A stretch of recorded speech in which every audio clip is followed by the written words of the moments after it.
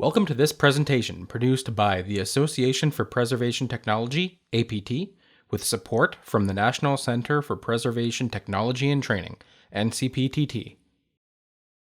Please note that this presentation is copyrighted and reproduction, distribution, display, and use of any material in this recording without written permission of the presenter is prohibited.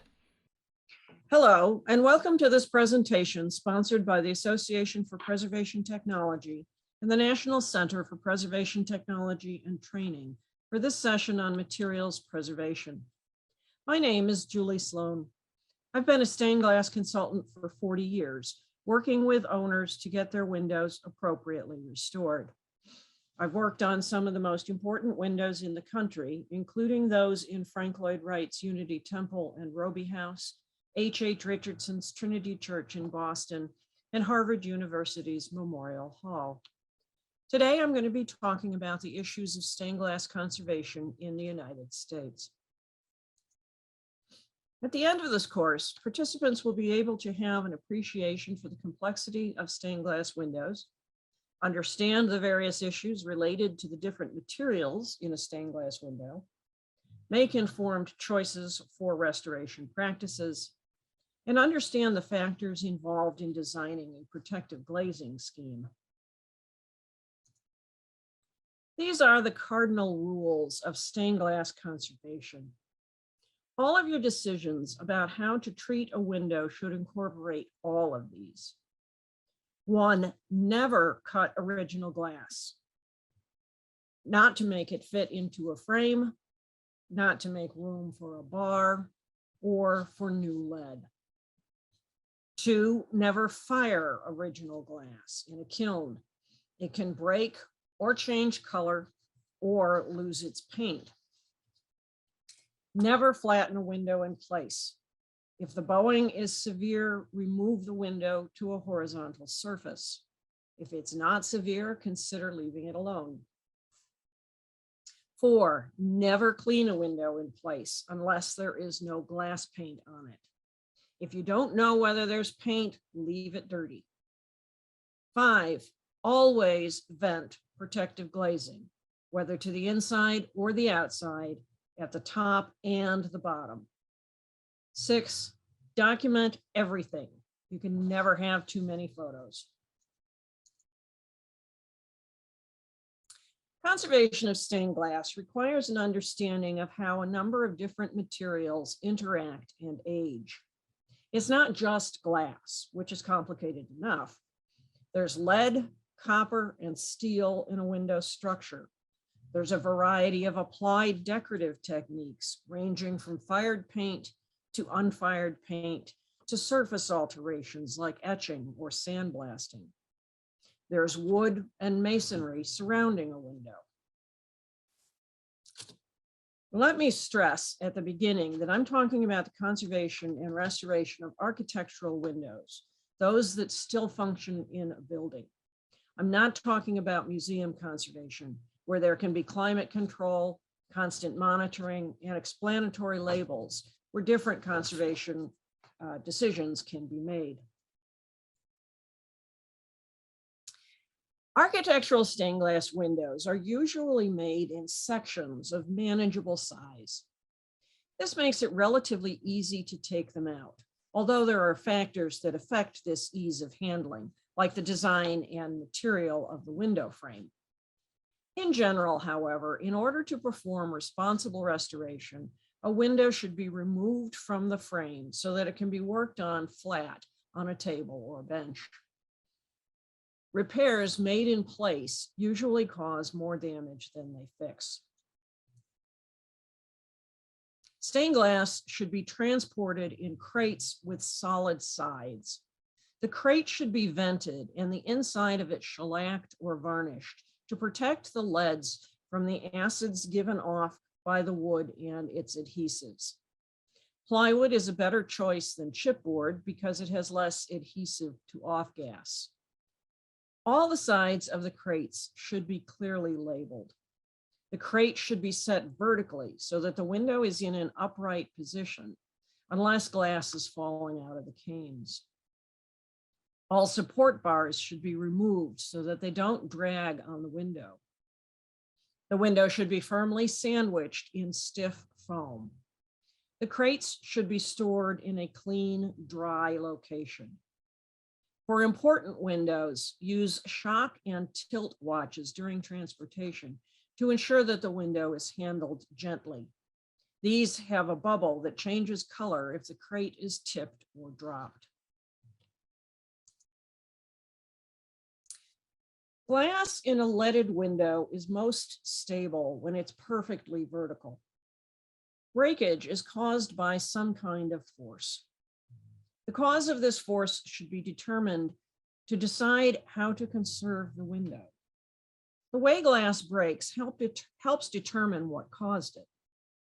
The simplest breaks are straight line fractures. These are usually caused by some sort of lateral pressure put on the window. A lot of glass breaks because the window is bowing. Bowing forces the glass out of plane, making the window bend. This can be a natural occurrence as the window settles and sags with gravity, which is the issue on the left. But it's often also the result of someone trying to force it back into plane, which we see on the right. This type of crack is often at a support bar or near an area of bowing. Here, the bowing window was forced to flatten to meet the support bar. The breaks are where the window was soldered to the bar. On the left, this network of straight cracks indicates that the window bowed here. If it's not presently bowing, the cracking was probably caused by someone trying to flatten it in place. On the right, the support bar has pulled out of the frame and put lateral pressure on the glass where the window is tied to the bar. The glass broke to accommodate the movement of the bar. When something impacts glass, the resulting break is a pattern of radial lines from the point of impact. Often an impact break was caused accidentally. The window on the left was hit by a basketball. The window on the right was hit by a stone thrown by a lawnmower. But it can also be a sign of vandalism. Curved fracture lines are signs of extraordinary forces, either from heat in some form or from compression. Where the crack is isolated like these with no other breakage around it, it's usually from compression and an unusual amount of weight being imposed on a specific point at the edge of the piece. This pressure point isn't usually large. It can be a nail or a small stone or a blob of solder, which is the source of the crack on the left, which originates at the windowsill. When there is no logical pressure point, as in the window on the right, it suggests that there may be structural failure in the window frame. Heat, followed by uncontrolled and rapid cooling, also causes glass to break in unusual patterns. Heat causes tension within the body of the glass. When glass is manufactured, it's cooled slowly in a process called annealing, which allows the tension to be eased out of the glass. Identifying the source of heat is important. In some cases, like the window on the left, the cause will be an external force, such as fire. The church that originally housed this window burned down. The glass was heated by the fire and rapidly cooled, either when it was hit by water or when the fire was extinguished. In other cases, like the green jewels on the right, there is no external force. This breakage was caused by cooling the glass too rapidly or unevenly in the annealing process when it was manufactured. Thick pieces, like jewels, are often broken by poor annealing. Whether the cause was fire or annealing, heat-damaged glass is difficult to conserve. The tension in the glass may not be fully relieved by cracking, so the cracking may continue spontaneously for years, even if the existing cracks are glued together. Traditionally, broken glass was patched by using lead cames. This was done in two ways. One was to insert a full H-shaped cane between the broken pieces and solder them together as if they were part of the design. In order to make the broken and re-leaded piece fit, glass along the edge of the break had to be removed to make room for the center or heart of the cane, leaving a small gap between the shards and destroying original material. The other way to use a lead was to cut off one of the parallel legs of the cane, called the flange, and laying it over the break like a Band-Aid. If the break was short, say less than 2 inches long, the ends of the flange were soldered in place or sometimes just tucked under the other lead canes around it. For longer cracks like this one, the flange would be stuck in place with waterproofing putty. More recently, this Band-Aid approach evolved to the application of sealant over the crack. None of these approaches is considered a conservation procedure today. All three approaches are unsightly. The first one, using the full cane, is structurally sound but destroys original material and the visual impact of the window. The other two preserve the glass but provide no structural support and call attention to the break. Today, the goal in rejoining broken glass is to make the break as invisible as possible while reestablishing the glass's structural integrity. We have two acceptable techniques: adhesives or copper foil. Both were used in this medieval panel. The restored view is on the right. In the head of the figure, all the repair leads have been replaced with adhesive, and in the body, they were replaced with copper foil. The adhesive is almost invisible. The copper foil creates a fine black line that is visually unobtrusive. The best material we have for rejoining broken glass is epoxy. A suitable epoxy for glass must be water white and have the same index of refraction as glass to make the crack disappear. It must be very thin so that it wicks into cracks by capillary action. It must not turn yellow like most epoxies do. Unfortunately, epoxy does not stand up to weathering, and so it must be protected either with protective glazing over the whole window or by plating the glued piece with clear glass. I'll talk about plating in a few minutes. Silicone adhesive is the second choice. It holds up to weathering very well, so is used in situations where there is no protective glazing. Silicone does not have the same index of refraction as glass, however, so the crack remains visible, especially in mouth-blown glass where light reflects off the broken edges. You can see this more clearly in the forehead on the left. It looks much better in opalescent glass, which is not transparent. In dark or heavily painted windows, black silicone often blends in better than clear. This face was glued with black silicone, and it prevents the reflection off the edge of the break. On the left, up close, you can see the cracks very well, but at a short distance on the right, you don't notice them as much. This window was 80 feet above the floor, and from that distance, the black lines totally disappear. Both epoxy and silicone are reversible, but the process can be difficult. Another approach is to use copper foil. Foil does not require any alteration to the glass because it's paper thin. The width of the foil line can be controlled by cutting the foil as narrow as possible. It leaves a black line, but depending on the design of the window and its distance from the viewer, these lines blend in visually. Studios often prefer it because it's less fussy than using adhesives, and it is easily reversible. Copper foil sticks to the glass like adhesive tape.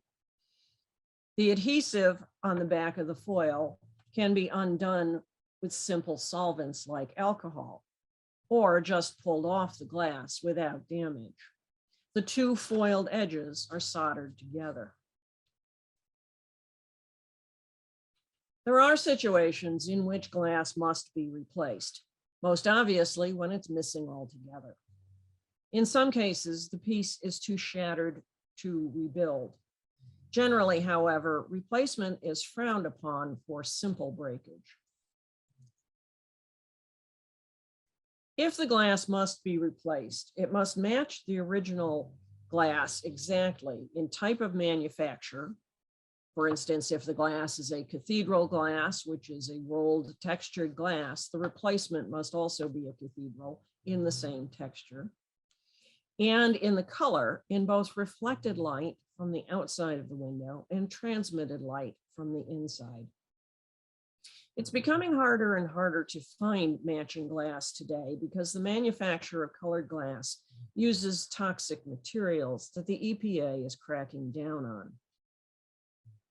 If the piece was painted or otherwise decorated, that decoration must also be replaced to match the original. Replacing paint is very often a fussy, time-consuming effort requiring many tests by the painter. After glass, the second most common and important material in a stained glass window is the metal that holds the glass together. The word came refers to an H-shaped metal strip. The parallel legs are called flanges, and the center crossbar is the heart. The glass is set between the parallel legs, and the ends of the came are soldered together. 9 times out of 10, the came is made of lead. Lead has been used since the Middle Ages because it's soft and malleable, easy to bend around the shapes of the glass. It's also very durable, holding up to the weather exceptionally well. The average life of lead in a window is 80 to 100 years. As you can see on the left, lead came comes in a variety of widths, heights, and shapes. Today, it's made by extrusion, and dies can be fabricated by came manufacturers to produce any size and profile. Lead forms 2 kinds of corrosion products. Aged lead in good condition has a matte, dark gray surface like you see here. This is a protective corrosion that insulates the metal from further attack. Surprisingly, sulfur in air pollution contributes to this protective corrosion. But in the presence of organic acids, like tannic acid given off by wet or rotting wood, lead develops a coating of a powdery white corrosion, which is white lead or basic lead carbonate, the same material traditionally used as pigment in white paint. The conditions on the left are most typical, where the white lead corrosion is spotty. This corrosion continues to eat into the metal and can eventually dissolve the entire came, which is where the image on the right is headed. White lead is not metallic and it cannot be resoldered, so scraping it away by wire brushing does nothing but thin the original came and make it weaker. Lead with white corrosion will eventually have to be replaced. A more serious condition is fatigue cracking. The purer the alloy of the came is, the more susceptible it is to fatigue, which manifests itself as cracks through the metal. The leads used in American windows between the world wars was very pure. And as a result, it tends to crack more than leads of other periods. Often the cracks are found within an inch of a solder joint, at the point where the heat from the soldering iron dissipated into the cold metal, setting up a stress point. But it isn't unusual to see cracking anywhere along the length of a came. The condition is not dependent on the came's structural performance or use. These are lead overlays cut out of a sheet of lead and laid on top of lead cane. They're purely decorative, not structural. They've been coated in solder, subjecting the entire piece to high heat. Cracked lead cannot be adequately resoldered because the heat of the soldering iron exacerbates the condition and can cause more cracking to occur. Also, the solder cannot infuse the crack into the heart of the cane, so the rejoining is only on the surface of the flange, not at the heart where the strength of the cane lies. Cracked and fatigued leads must be replaced. About 40 or 50 years ago, research was conducted in Great Britain and France to assess why and how lead cane deteriorates. More modern research has backed up those findings. The purer the lead is, the less durable it is. Lead cane must have about 3% of other metals in the alloy. The other metals are copper or silver, antimony, and tin. Of these, the most important is the copper or silver. And in practice, this will always be copper because of its cost. There must be 0.03 to 0.06% of copper in the new lead cane. Cane can also be made of hard metals like zinc or copper. These canes were invented in 1893 and used widely by the prairie school designers. They're stiff, not flexible like lead. They're also hollow and lightweight. They were most appropriate for rectilinear designs because they don't bend easily, but are sometimes found in curved forms. Zinc does not weather as well as lead does, becoming pitted on exposure to acid rain. Because the cane is hollow, the pits can easily become holes. It can be very difficult to replace zinc canes today because there's only one manufacturer who currently makes only 3 sizes. Most stained glass restoration involves some degree of replacement of the cane to maintain or reestablish the structural integrity of the window. There's a philosophical argument about how much cane to replace. In a museum setting, for example, it may be possible to retain most of it.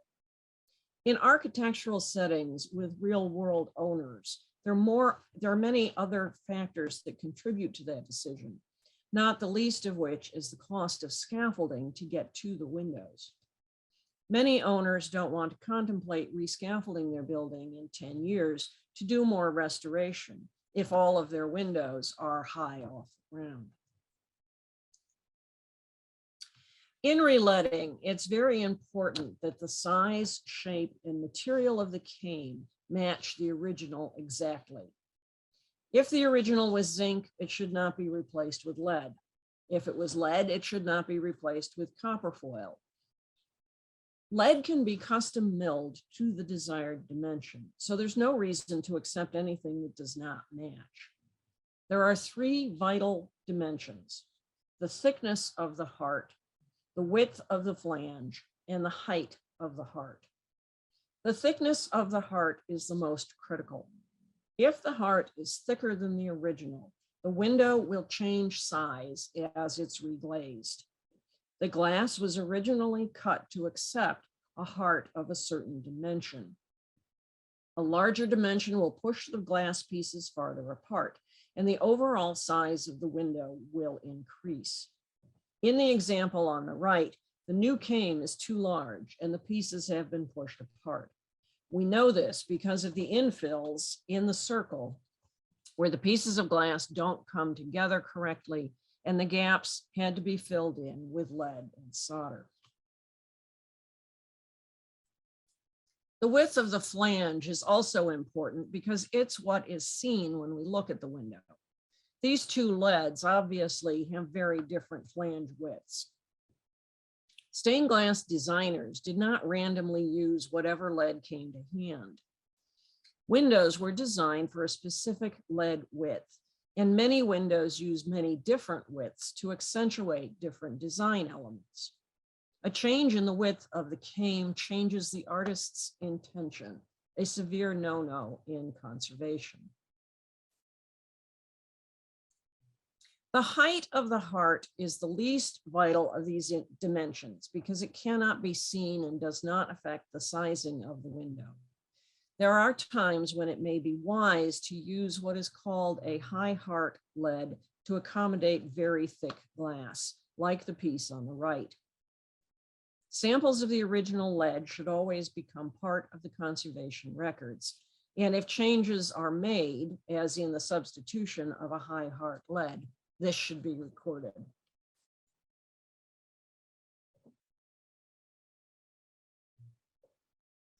Equally important is the pattern of the glazing, or the way the canes were run and cut where they meet. In this detail, notice how the ends of the leads were mitered into points in the red circle. In the yellow circle, the cane travels in a U shape around a small oval or teardrop shape. It's not wrapped as a circle. In the blue circle, the lower cane is cut into a very long, narrow point where it joins the upper cane to make a smooth line. This all requires time and fussiness on the part of the glazier and can often be overlooked by studios that don't want to spend the time. This is where a thorough photographic documentation is important to capture these details before the cane is removed.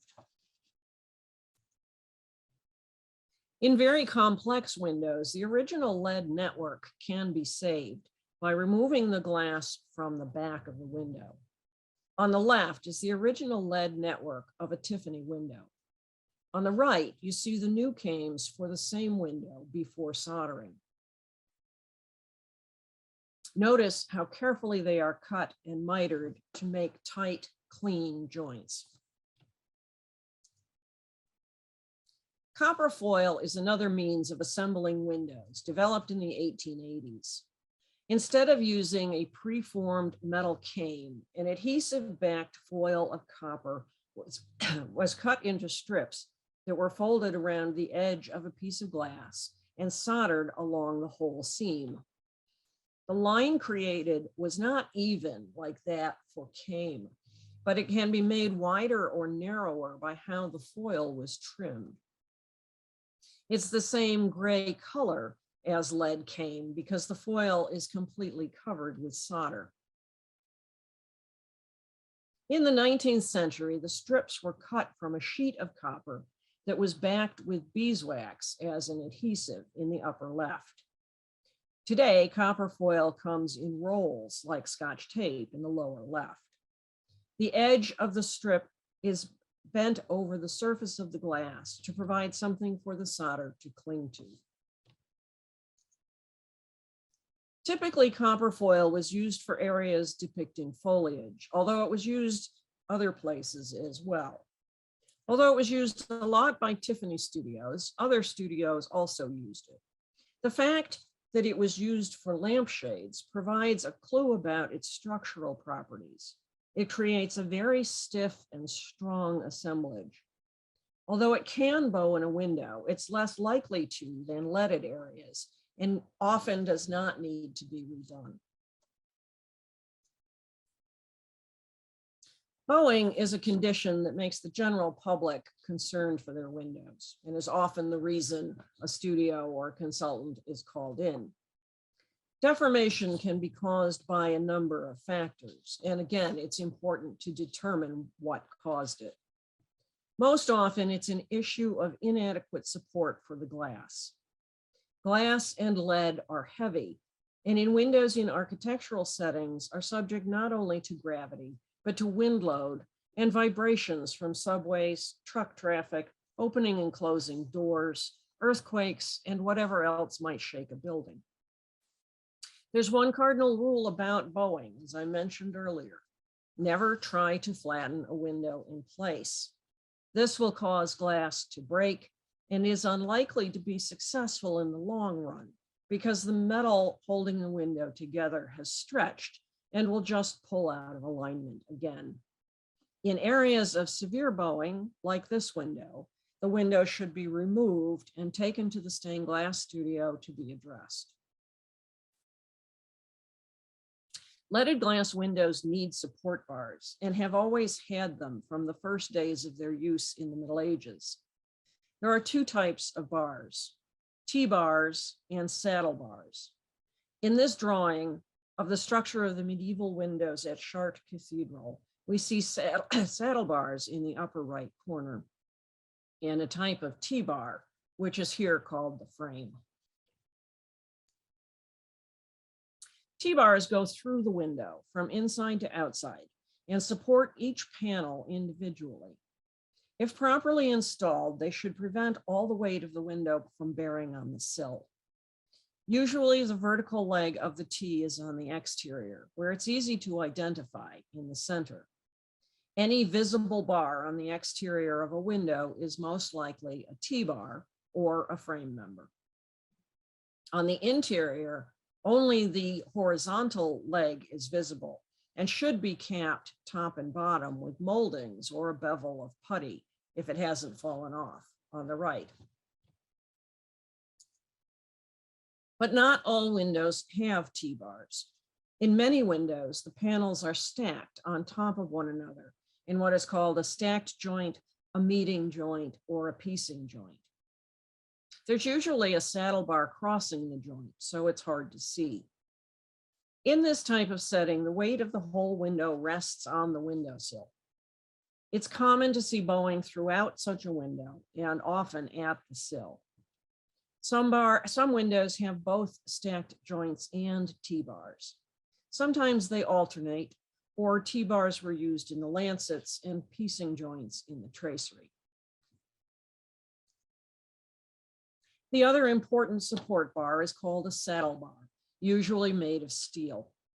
They can be round or square in profile. Saddle bars are on the inside of the window and span its surface. They're not visible from the exterior.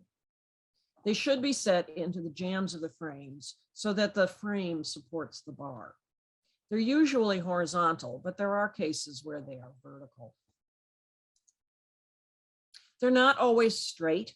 They may be bent to follow the design of a window. Here, the bent bar has fallen out of the frame, but you can see how it was shaped to follow the top of the head.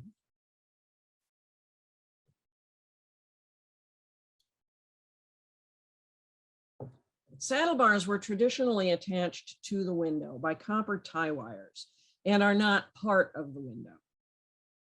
The wires are soldered to the window in the top right photo, but the bars are not attached until the window is installed.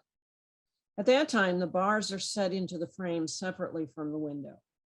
The window is then tied to the bars by twisting the wires. When a window with tied saddle bars is removed, the tie wires should be cut and the bars removed separately. If they remain tied to the window, their weight can cause pressure on the stained glass, leading to breakage. The copper ties are very strong and rarely fail by breaking. When there is extreme bowing, though, the wires can pull out of the lead because the lead is softer than the wires, leaving the window with no support. Since the mid-20th century, flat saddle bars soldered to the panels have been used both in new manufacture and repairs. Where they replace original round or square tied saddle bars, they are not usually set into the frame. So the window holds up the bar instead of the bar holding up the window. Being soldered to the window, they allow no expansion of the lead came and often tear it. They are not a conservation-minded approach. Another major cause of bowing is the use of parallel lines in the design of the window. An uninterrupted lead line, meaning a strip of lead that goes from one side of the window to the other, acts like a hinge. A group of parallel lead lines can fold like an accordion or more commonly like a roll-top desk. In this window, you can see how the bar has stayed in place doing its job. And the window has just folded around it. The obvious solution here would be adding more bars, perhaps removing the vertical bar and putting a horizontal saddle bar on every horizontal line. But if the window isn't geometric in design, it can be difficult to add support bars without impacting the appearance of the window. A severely bowed window will have to be releaded because the bowing stretches the cane. Oftentimes, more support can be added to a window by putting new saddle bars on the exterior, where they won't run into the original saddle bars. But the appearance of the exterior of the window is often as important as that of the interior, so the design should be sensitive. Selection of the new bar material should be considered as well, since ferrous metals will rust on their exposure to snow and rain. Other choices of metal, such as bronze or brass or tinned steel, can give the window rigidity. In this skylight, half-inch wide, thin brass sheet was bent to follow the lead lines and added to the underside of the skylight. The original saddle bars remained on the upper side to support the weight of the panels. When this brass sheet was tinned or coated with solder, it became very rigid, giving the panels more strength and rigidity against the pull of gravity. And as you can see, they are practically invisible. Tiny bars like these, which are about 1/8 by 1/4 inch, also perform the same way by adding rigidity to the flexible lead cane. In this window from the 1920s, they are original and have rusted. Creativity is often required to figure out how to stop bowing. In the late 19th century, beginning in 1880, a new method of construction of windows appeared on the American scene concurrent with the invention of opalescent glass. All of a sudden, one layer of glass was not enough for artists. Craftsmen began to layer glass on top of glass, sticking out from both interior and exterior surfaces. The process was brought to the US by English craftsmen. The sketch on the left shows how the English used plating, as these layers are called. There were 2 techniques to apply it, as you can see here, but what is significant about this drawing is that it's only a single piece of glass on the surface of the window. The drawings in the middle and on the right are the ways plating was used in American windows for the entire space of the opening. In the middle, what we see is a base layer that forms the body of the window with pieces of glass stuck to the inside and the outside.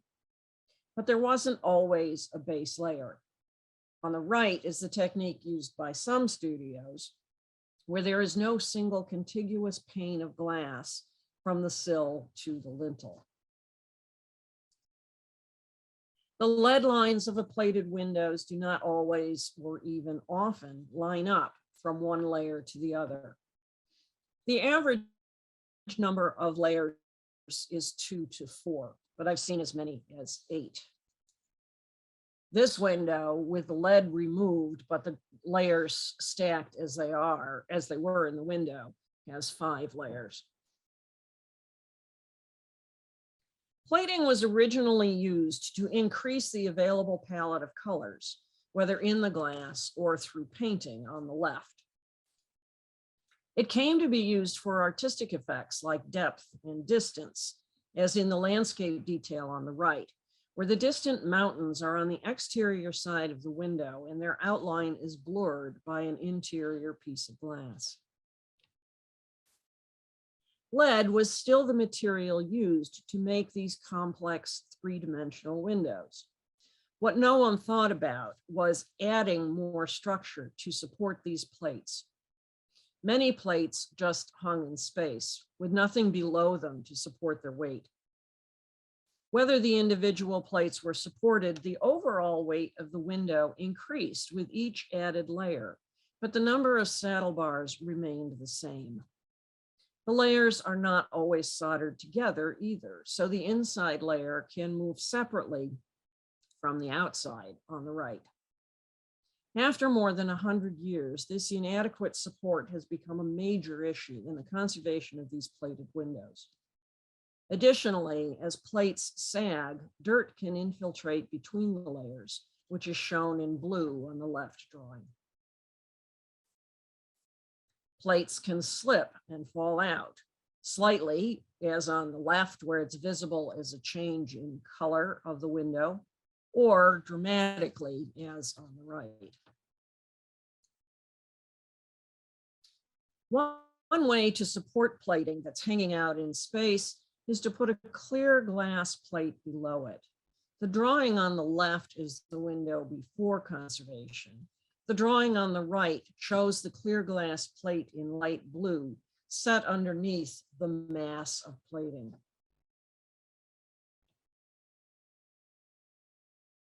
As we've been discussing, stained glass windows are made of colored glass. A more difficult concept for many people is that they are also painted and have been since the Middle Ages. The color of the window is usually in the glass, and not all windows have glass paint. But when they do, these two images show why. On the left is the window before painting.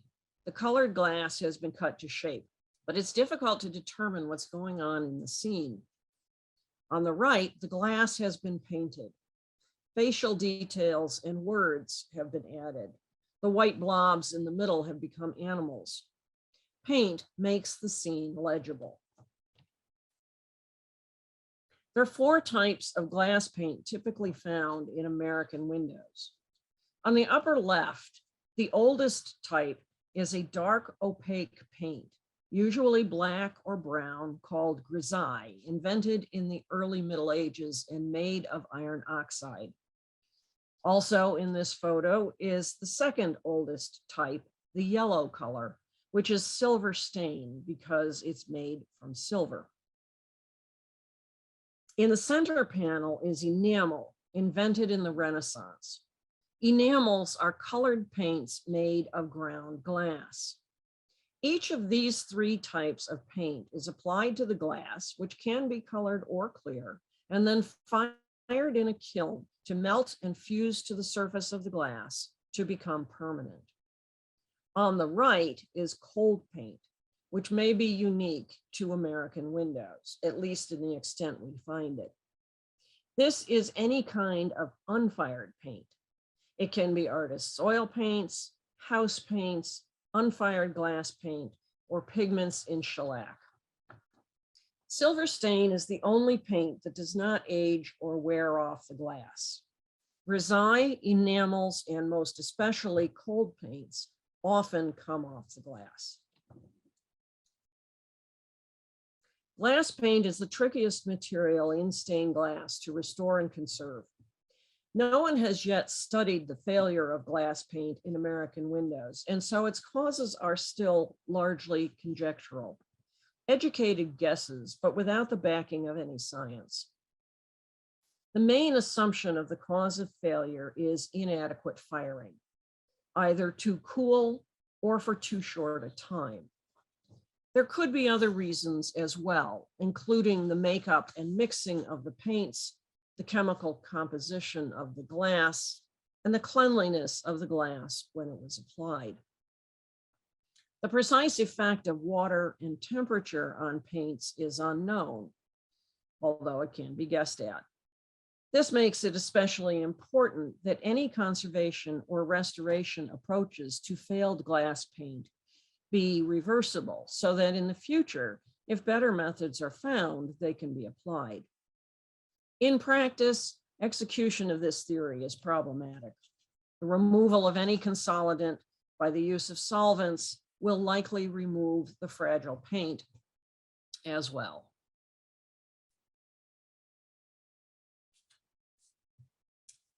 Under no circumstances should old glass be refired in an attempt to refix the paint. In a case like this, it might be tempting to think that these flakes of paint, which have some integrity, might remelt and refuse to the glass. But there are three important reasons not to do that. One, refiring glass could cause the glass to break. Two, refiring could change the color of the glass. And three, refiring would change the paint. In this case, the paint would burn up because this is cold paint. A more easily reversible technique for dealing with fragile glass paint is to encapsulate it in a clear glass plate, not applying any consolidant to it. The plate must be set a slight distance away from the painted surface to prevent rubbing, and the entire perimeter of the piece must be sealed to prevent dirt, air, and water infiltration. But this is easily done with copper foil. The paint may continue to deteriorate, but nothing we have done has added to that damage. We're preserving it for future conservators and from environmental damage. On the same plate, we may apply the missing decoration. Here, the original glass is on the left, and you can see that the left eye is missing and part of the neck. The new plate with the missing eye and details is in the middle. This is a piece of clear glass, new clear glass, with the missing details fired in. When the original and the newly painted plate are put together, with a new plate on the interior where it protects the original paint, as you can see on the right, the image appears as it did originally, and the original paint is fully protected. Like any other architectural material, stained glass gets dirty. Decades of soot, dust, air pollution, and sometimes nicotine build up on the interior surface. Although most of this dirt, except nicotine, is quite easy to remove, never clean a stained glass window in place unless it's not painted. It's particularly difficult to tell how stable glass paint is underneath the dirt. If it's unstable, removing the dirt will remove the paint too, which is probably what happened to the cherub on the right. On the left, it's difficult to determine here if these crusts of dirt on the glass contain any glass paint. If the dirt is between layers of plating, you can't get to it until the window is taken apart.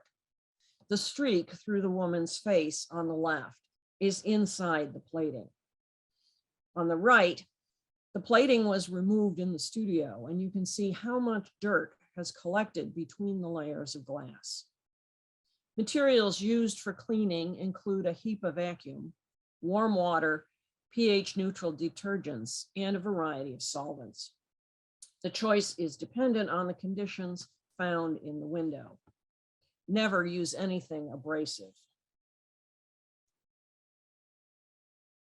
Every window made with cane is waterproofed using glazing putty. In addition to keeping water and air out, putty also adds a great deal of rigidity and stability to the stained glass panel, sealing the glass in the cane so it can't move around. The putty is thumbed or brushed under the flanges of the cane and around the glass. Putty was traditionally made of boiled linseed oil, chalk, lamp black, sometimes kerosene, Japan dryers, and red or white lead. Of course, we can't put lead in it anymore, which makes the putty less durable. The lead acted as a metal primer like it did in paints, and the putty stuck to the cane and glass much better and longer than it does today. Today, other oils are sometimes used, such as soybean or fish oil, but linseed oil forms a more waterproof seal. Excess putty is trimmed back with a pointed wooden stick, which won't scratch the glass, and the oil is removed from the glass and lead with whiting or powdered chalk. Because oils dry by polymerization rather than evaporation, it takes a very long time for putty to set. A newly puttied window should not be moved for several weeks to allow the oils to skim over. Otherwise, the putty may ooze out when the window is moved, and the window will have to be cleaned again and possibly reputtied. Lead-bearing putty typically breaks down in about 60 to 80 years. Non-lead-bearing putty can break down much more quickly, even within 5 years on the left. This is a new window in which the putty has fallen out. On the right is a 50-year-old window made in the 1970s, and the putty is working its way out from under the canes. The dirt patterns on and around a window can often tell you what the conditions of the waterproofing putty are. The streaks of dirt indicate that the window leaks and water is getting through it. The white in the dirt crust is dissolved chalk from the putty that has washed out and been redeposited on the glass. Chalk is not an ingredient that should be used in putty.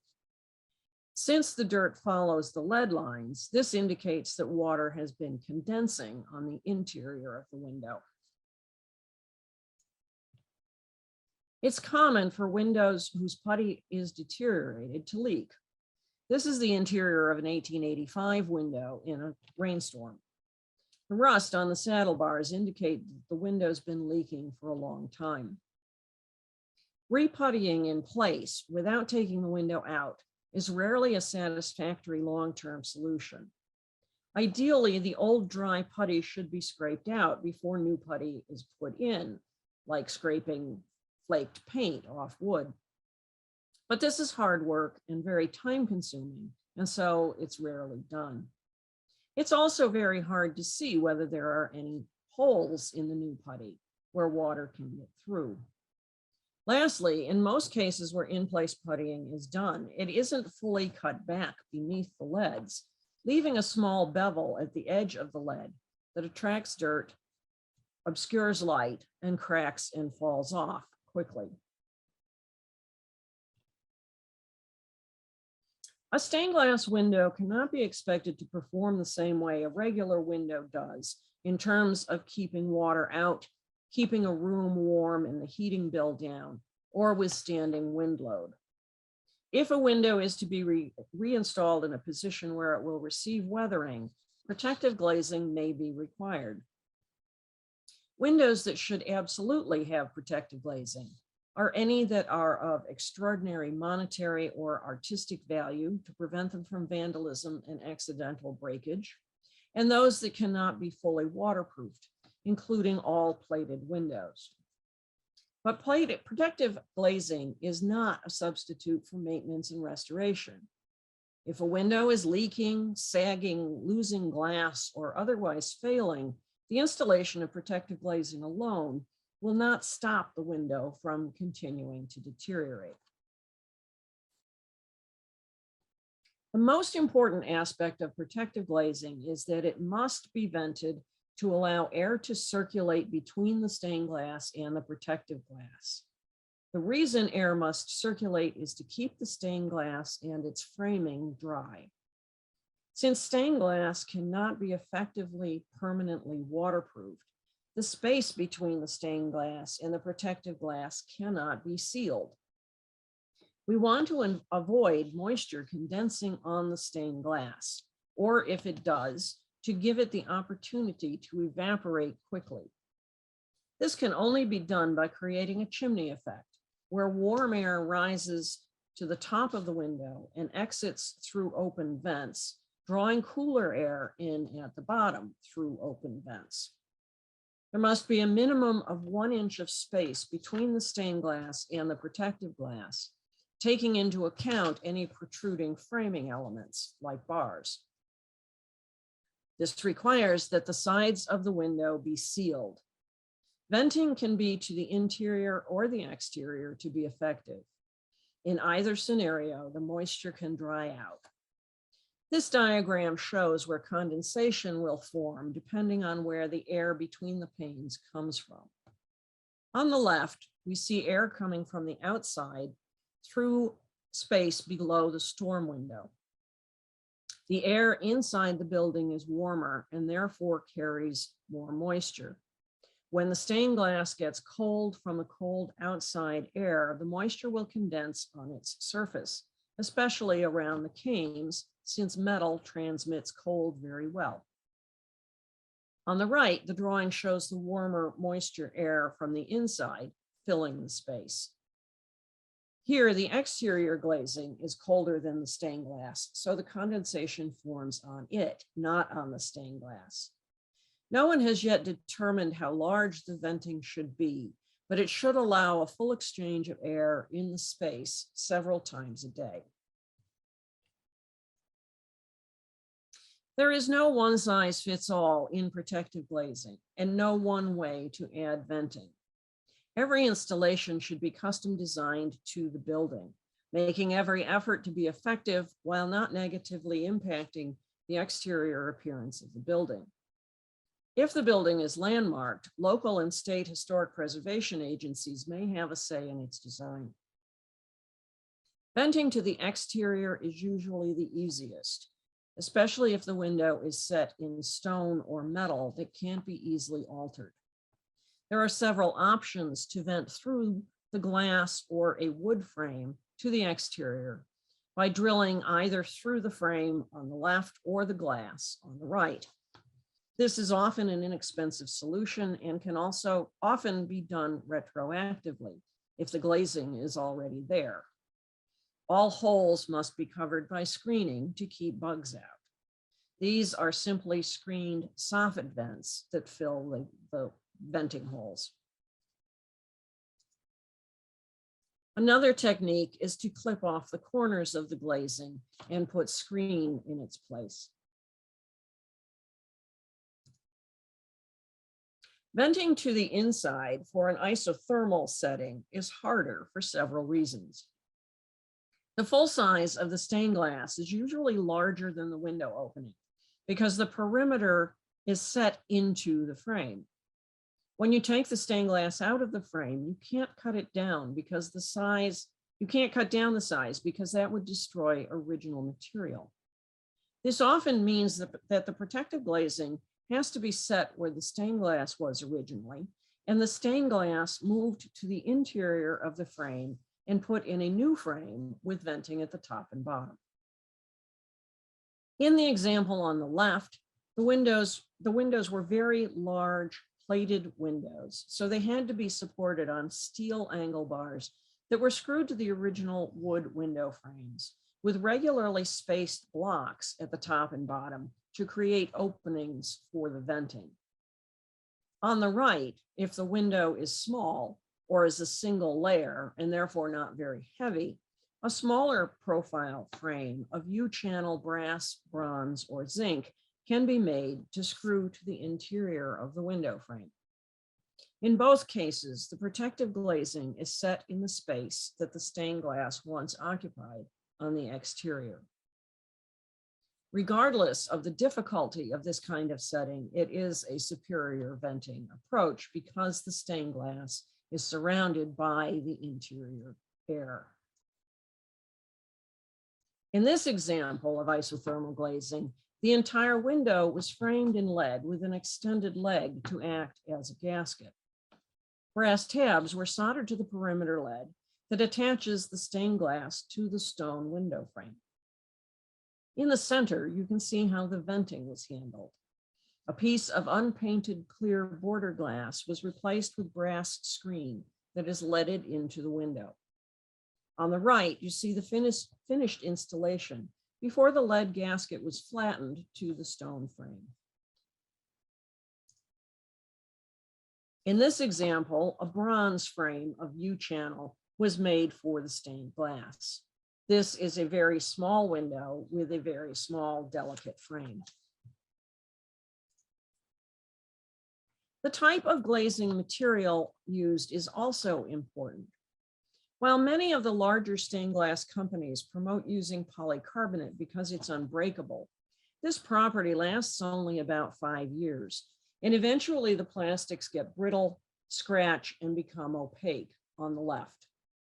On the right, the old plastic was replaced with laminated glass.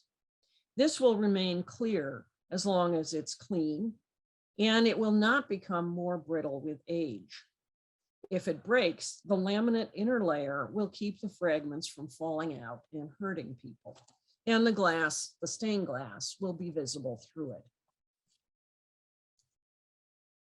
So hopefully you've enjoyed this lecture and learned something more about stained glass conservation. You hopefully have a sense of how complex stained glass windows can be and that there's no one-size-fits-all answer. A stained glass window is more than just glass and lead. The many different materials that go into making a stained glass window each have their own properties and conservation issues. For the wide assortment of conditions I've presented, I hope you'll be able to make more informed decisions regarding the treatment of stained glass and in designing protective glazing systems. Remember the cardinal rules of stained glass conservation. 1, never cut original glass. It's the most important historic material in the window. 2, never fire original glass because of the risk of changing it. 3, never flatten a window in place. You will only cause more breakage and the window will bow again. 4, never clean a window in place unless you know it's not painted. 5, always vent protective glazing at the top and the bottom. 6, document everything. I haven't talked about documentation, but hopefully as preservationists, you already know that. You can never have too many photographs. And I've added a 7th, be innovative. That's the flip side of there being no one size fits all. Every window is different and presents a new challenge. Thank you.